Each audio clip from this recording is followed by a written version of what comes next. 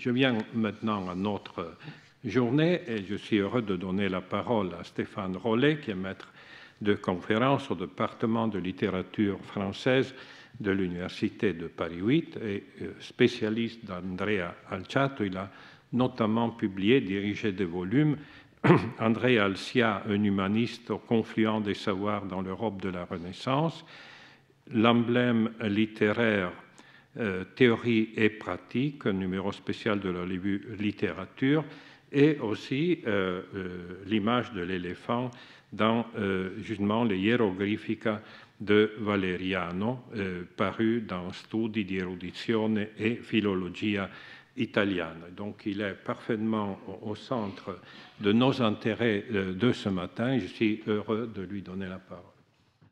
Tout d'abord, je remercie Jean-Luc de m'avoir invité. Je le remercie doublement que vous voyez un titre qui n'est pas celui qui est sur le programme, car il m'est arrivé une mésaventure assez unique. En fait, je travaillais sur un manuscrit d'Albericus qui est totalement inédit, personne n'a jamais travaillé dessus, sauf que si quelqu'un a travaillé dessus, et l'article est paru il y a très peu de temps, en tout cas j'en ai eu connaissance il y a très peu de temps, ce qui fait que j'ai proposé une nouvelle solution, en quelque sorte, que Jean-Luc a eu l'amitié d'accepter.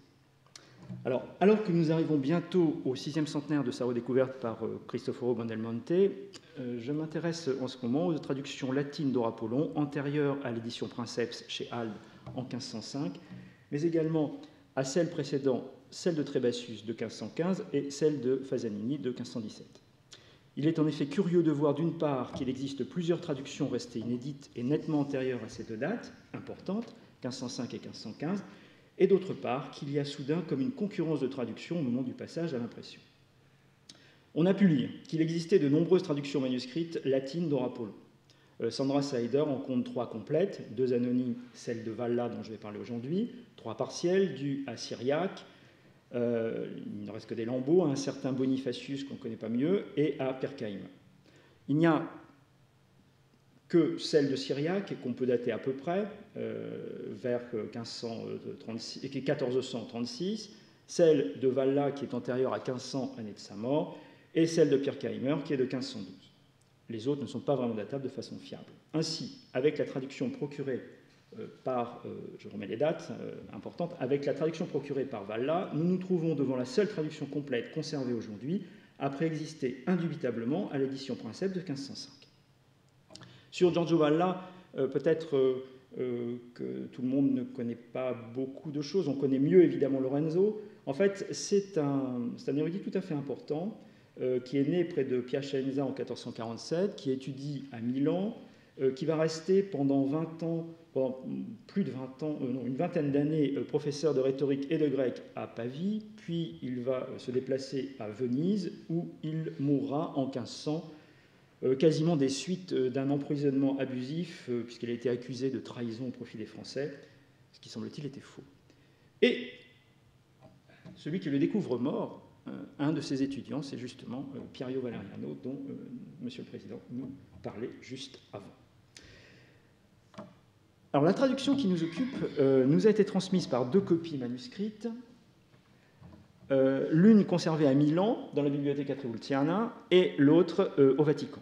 Les 2 copies sont de la main de Cademosto, qui est le fils adoptif de Giorgio Valla, et qui va en fait essayer de faire paraître les œuvres de son père, qui était vraiment une espèce de polygraphe qui a voulu rassembler tout le savoir scientifique dans un seul énorme ouvrage qui était le De Expectandis Rebus, que son fils réussit à faire publier.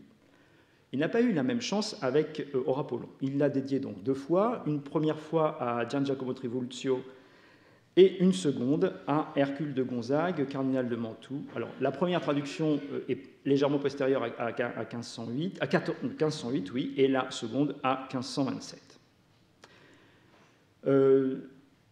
Pour tout un ensemble de raisons, la seconde copie, je vais la laisser de côté, elle est en fait faite sur la première et elle n'a pas beaucoup d'intérêt pour ce qui nous occupe aujourd'hui. La première copie est donc beaucoup plus intéressante. Dans la préface, le Cademosto évoque une victoire de Trivulzio sur les Germains, et cette victoire, ça fait longtemps que... Enfin, ça fait longtemps. Les témoins sur le manuscrit le disent, ça place en fait l'ouvrage, enfin, ça place la dédicace, en fait, après 1508, comme je le disais tout à l'heure.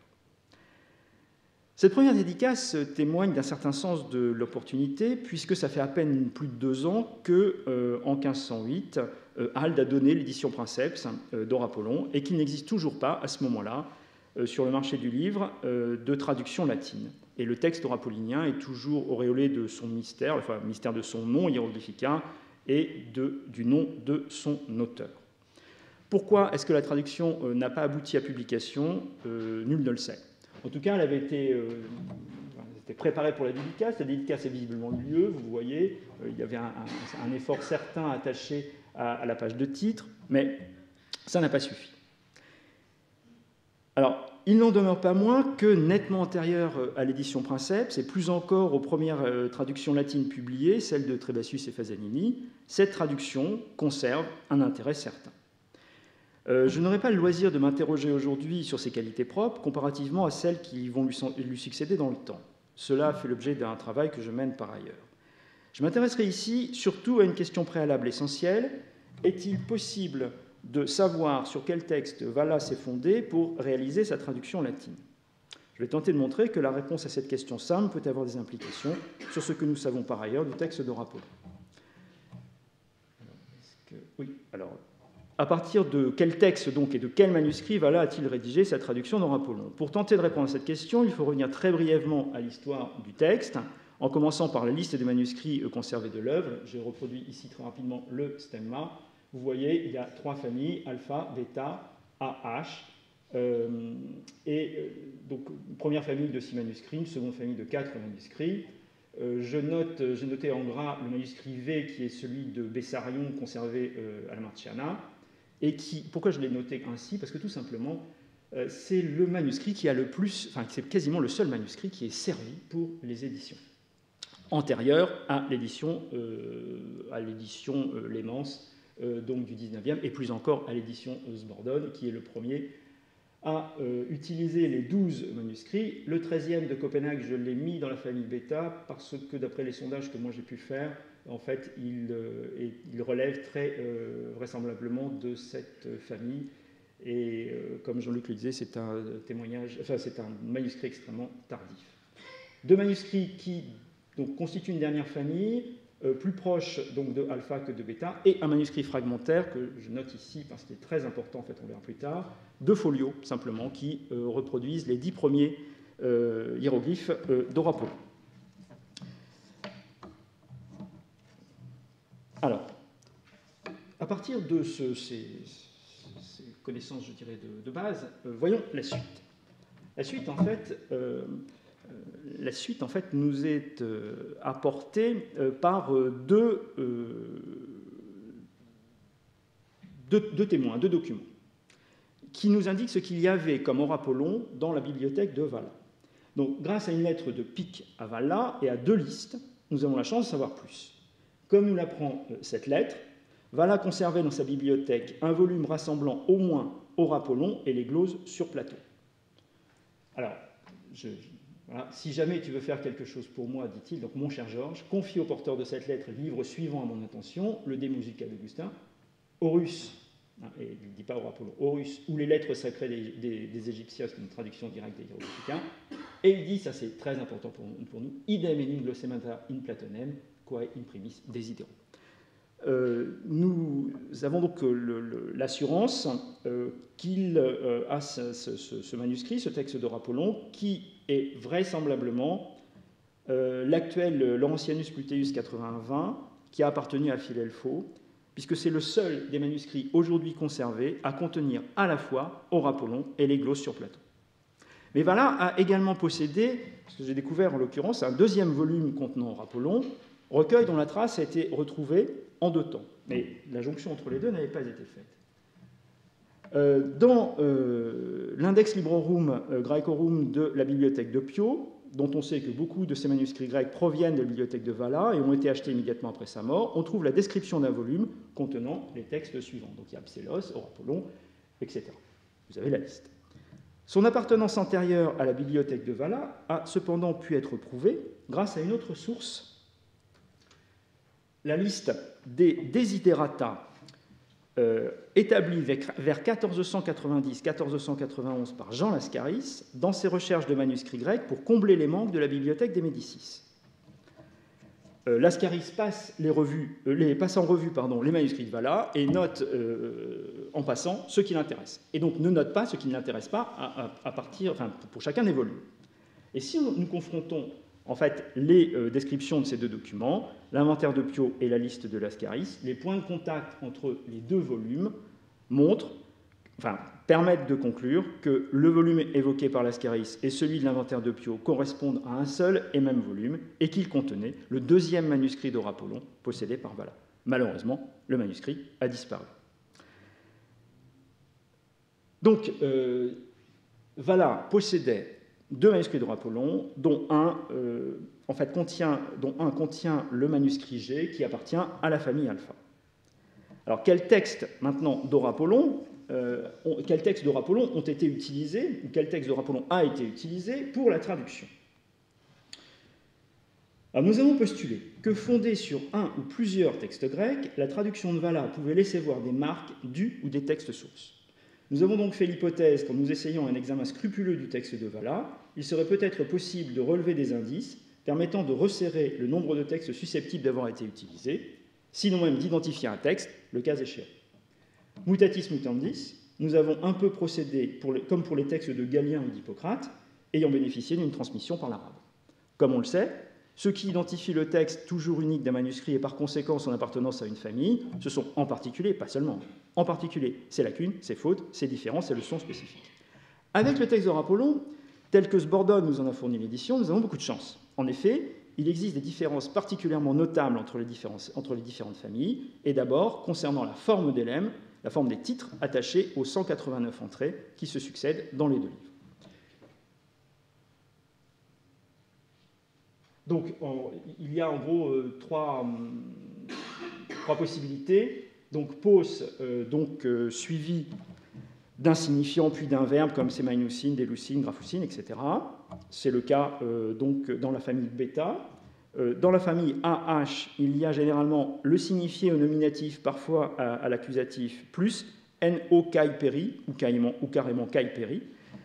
Et donc, par exemple, ici, aion no kai peri basiliscou, l'éternité, où il est aussi question du basilic, ou bien simplement nainu anabasis, un peu plus loin, la crue du Nil. Et la famille alpha, qui donne la plupart du temps seulement péri plus génitif, suivi du signifié. Donc péri anabaseos nailou. Et elle suit parfois cette famille, dans un certain nombre de cas, elle suit parfois AH, comme dans les deux premiers cas. Voyons maintenant ce que la traduction de Vala nous propose par rapport aux leçons des différentes familles de manuscrits répertoriés. Il est clair, donc, d'après cet échantillon volontairement raccourci, que vous pouvez voir avec la traduction, que la traduction latine suit un manuscrit qui a beaucoup plus en commun avec la famille AH qu'avec les deux autres, jusqu'à la leçon fautive de Kakistos pour Kratistos, qui est commune à AH et à alpha. Dans le tableau, la colonne Vala est la traduction terme à terme de la colonne manuscrit AH. En revanche, on retrouve pour les familles alpha et bêta les caractéristiques habituelles de leur lemme, péri plus génitif et pos plus verbe. Bon, j'ai pris parce que c'est une suite particulièrement notable, mais de façon assez systématique, on note, quand il y a une différence sensible entre les familles, que la traduction révèle à ces endroits que c'est AH qui est le plus souvent suivi, comme on vient de le voir.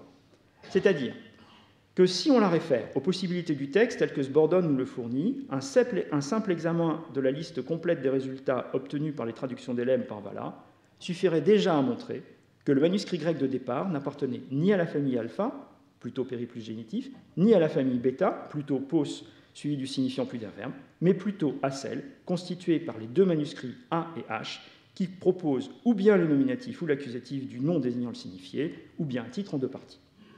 Allons un peu plus loin. En cas de lacune de AH, la traduction, elle, n'est pas restée lacunaire. mais elle révèle que le manuscrit de base peut présenter des leçons venues de la famille alpha, qui est attendue puisque sur le stemma, elle en est plus proche. Bon, ici, on voit bien que le de proquitate de la traduction Valla à propos de l'effronterie se retrouve dans la famille alpha en cas de lacune de la AH. Mais jusque-là, rien que de très normal. Alors en fait, A ou H, ou comment un aurapollon peut en cacher un autre, ce serait le sujet de la suite maintenant. Si l'on élargit l'enquête à l'ensemble de la traduction de Valla, elle vient confirmer cette première impression, et là où se confrontent d'un côté les leçons de la famille AH et de l'autre toutes les autres possibles, ce sont bien souvent celles de H qui prédominent, comme on l'a vu dans le premier tableau. Dans l'étape suivante, j'ai essayé de voir s'il était possible de déterminer si le manuscrit ayant servi à Valla était plus proche de A que de H, ou si c'était l'inverse. Là encore, les lemmes nous ont offert un point de vue inespéré. Dans la mesure où il faut constamment avoir à l'esprit que nous partons du latin pour tenter d'apercevoir le grec ayant servi de point de départ. À condition que ce soit observable, cela pourrait nous amener à trois conclusions. Ou bien le manuscrit A ou un manuscrit semblable ou bien le manuscrit A est la source de Valla, ou le manuscrit H, ou une troisième voie. Nous avons donc trouvé des occurrences qui pouvaient servir de point d'observation privilégié parce que les autres manuscrits étaient trop éloignés du texte latin pour être en cause. Dans le premier cas de figure, nous allons voir que c'est H qui paraît être cette source de Valla. Dans ce hiéroglyphe, la famille alpha, le manuscrit H et la famille bêta s'entendent sinon à la lettre, du moins pour le sens. Dans le titre, seul le manuscrit A dit la même chose que Valla. Vous voyez, c'est assez net. Donc, un homme né beau d'un père qui ne l'est pas dit Valla, et à propos de l'ours, un homme né beau d'un père qui ne l'est pas, et à propos de l'ours, et tous les autres disent un homme né d'un père difforme. Et là, on se dit que finalement, on a trouvé notre solution. Le problème, c'est que la première ligne du hiéroglyphe, dans le texte, dit ceci dans tous les manuscrits, y compris dans le manuscrit A, voulant signifier un homme né laid à l'origine et devenu beau ensuite. Et alors, Valla, donc, écrit de son côté un homme né d'abord difforme, et donc tous les manuscrits, dont A, dit un homme qui à sa naissance est d'abord difforme. C'est-à-dire qu'il a scrupuleusement conservé la contradiction beau dans le titre, laid dans le texte, qui existait entre le titre et le corps du texte donné par son manuscrit grec, sans rien corriger, comme le sens l'y invitait pourtant quasiment logiquement. À ce moment, on pourrait donc penser que le manuscrit suivi par Valla est plutôt proche de A que de H. Mais ce n'est pas si évident. D'autres occurrences similaires, mais où on a l'inverse, la situation inverse, c'est-à-dire où le manuscrit H joue le rôle du manuscrit A dans l'exemple précédent, c'est-à-dire que Valla suit visiblement le texte correspondant à H contre A, même au prix de contradiction entre le lemme et le texte grec qu'il suit immédiatement, vont nous montrer que se passe autre chose. Donc c'est exactement l'exemple inverse. Nous avons simplement un singulier donc, dans le titre et un pluriel dans le texte. Et Valla donc, est le seul avec le manuscrit H à mettre le singulier dans le titre et à mettre le pluriel aussi dans le texte. Donc là non plus, il ne corrige pas. Donc, évidemment, on pourrait multiplier les exemples de la même nature sans pouvoir parvenir à déterminer si la traduction de Valla se rapproche davantage de H ou de A. Il faut donc supposer que son manuscrit rassemble des leçons spécifiques à A et à H sans que l'un ait la prééminence absolue sur l'autre. C'est donc la troisième voie. Cela nous laisse penser que ce manuscrit de Valla pourrait se placer un peu plus haut dans le stemma, d'autant plus que nous avons déjà signalé des leçons qui viennent de la famille alpha et s'appliquent à la fois contre celle de A et contre celle de H. Donc ça, c'est ce que je vous montrais tout à l'heure.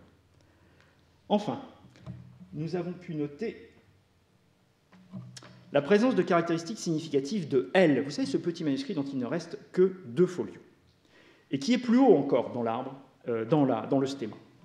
Ce manuscrit, donc fragmentaire, qui s'interrompt au début du 10e hiéroglyphe, a pour particularité principale de ne donner aucun titre. Or, justement, la traduction de Valla ne donne pas de titre de 1,7 à 1,10, ce qui ne renvoie qu'à la pratique du manuscrit L. Tous les autres donnent des titres. Dans la traduction, cette spécificité se retrouve irrégulièrement dans les 2 livres en certaines occurrences, où tous les manuscrits grecs ont des titres, Et même la division en 2 livres a complètement disparu dans le manuscrit milanais de la traduction de Valla. On pourrait donc supposer que ce sont là des rémanences de L, puisque L, ne portant aucun titre dans les 10 premiers hiéroglyphes, cela laisse supposer qu'il en est de même dans toute la suite. Enfin, il y a un détail concret qui va dans ce sens. Dans la traduction, le tout premier hiéroglyphe commence ainsi. Aeum significantes Aegypti solem lunamque depingebant. Plus exactement, la traduction de Valla nous donne ça. Et il y a un seul manuscrit qui donne ça exactement, c'est le manuscrit L. Aegyptioi n'est donné par aucun autre manuscrit. Il faut attendre 2 lignes supplémentaires pour qu'il soit fait mention des Égyptiens dans les autres manuscrits. Valla semble traduire ici le texte du manuscrit L pour qu'il est impératif que le mot Aegyptioi soit présent, dans la mesure où L ne possède pas non plus l'introduction au texte grec où il est question de Philippe, traducteur d'Or-Apollon, et qu'il est nécessaire qu'il y ait un sujet grammatical identifié pour commencer à lire L et à comprendre qui est le il du premier verbe. Bon, puis il y a une dernière chose qui est... donc, je vais conclure là-dessus et puis montrer juste... c'est presque un cadeau pour toi, tu vas voir. Il est donc clair qu'il existait un manuscrit aujourd'hui perdu et présentant un texte rassemblant des caractéristiques à la fois de L, de A, de H, mais aussi d'autres manuscrits d'alpha. Ces traits nous paraissent placer ce manuscrit plus haut que AH sur l'arbre du stemma. Possédant des caractères englobant A et H, certains autres propres à L, dont l'absence des titres, mais non généralisés, ce manuscrit, que nous appellerons Valla 1, pour reprendre la terminologie que Sbordone donne aux traductions latines,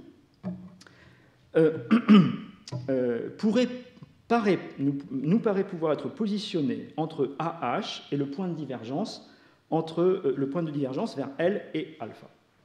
Bon, puis il y a une dernière chose et qui est, qui pose plus de questions finalement. Voilà, ça c'est la première page des Hieroglyphica traduits par Valla. Et vous lisez que ce texte, eh ben, c'est Philippus Megarensis qui l'a traduit. Et ça n'est donné nulle part.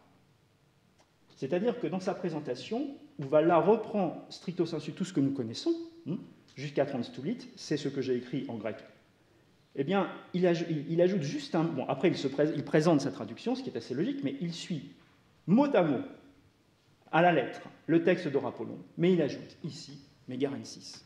Or, Philippus Megarensis, c'est un obscur post-socratique datant de l'époque des Diadoques et dont il est question, sans qu'on ait d'œuvre particulièrement, dont il est question dans Diogène Laërce.